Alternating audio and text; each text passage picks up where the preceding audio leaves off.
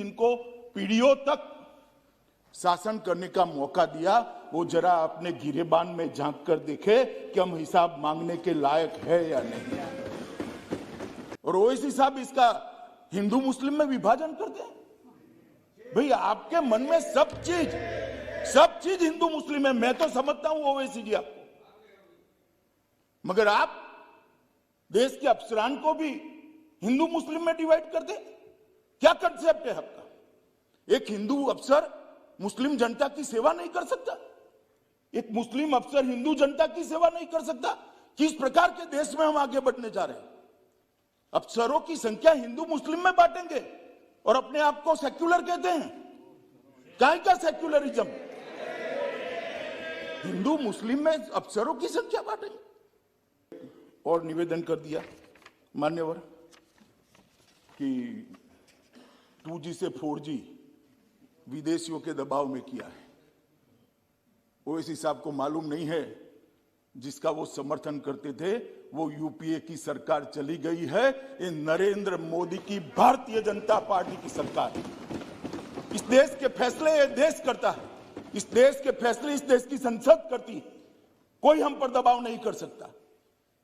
और हमने उसको इसलिए रिस्ट्रिक्ट किया था मान्यवर कि कुछ संभलने के लिए समय चाहिए था। अब फाइन न फैलाई जाए, इसके लिए एक समय चाहिए था। और आप हमें पूछ रहे हो भाई अधीर रंजन जी 2G और 4G, आपने तो मोबाइल ही बंद कर दिए थे और 20 साल तक बंद कर दिए थे।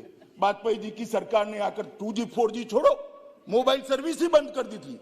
कहां गए थे उस वक्त सारे अधिकार? मैं आपको पूछना चाहता हूं माननीय, आपके माध्यम से, कहां गए थे सारे अधिकार? जब विपक्ष में बैठते हैं तब अपने समय में क्या किया था वो भी तो थोड़ा याद रखना चाहिए, वरना फिर सुननी पड़ेगी।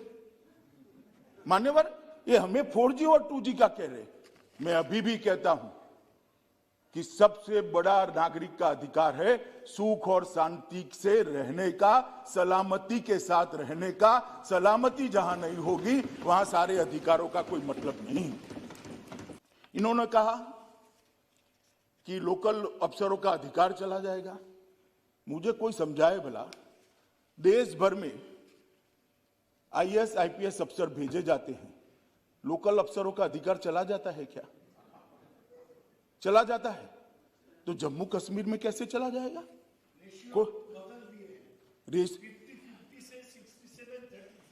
दादा आप ज्यादा पढ़ नहीं सकते, अब मैं समझ रहा हूं। देश भर में यही रेशियो है। आपके बंगाल में भी ये, क्यों अलग रखना? कश्मीर देश का हिस्सा नहीं है? कश्मीर देश का हिस्सा नहीं है क्या? क्यों अलग रखना? और क्या कश्मीरी युवा को देश की ऑल इंडिया कैडर में आने का अधिकार नहीं है? अगर स्कूलों में पढ़ाते, स्कूल जला न दिए गए होते, मदरसों के अंदर बच्चों को जाने के लिए मजबूर न करते, तो कश्मीर के बच्चे भी आज IAS और IPS अफसर बने होते। स्कूल किसके टाइम में जल गए? और मेरा हिसाब ले रहे हैं, मुझसे हिसाब मांग रहे हैं, कितने लोग मर गए, ये हो गया वो गया। मनीष भाई, कांग्रेस का शासन याद करो क्या होता था। हजारों लोग मारे जाते थे, सालों तक कर्फ्यू रहता था।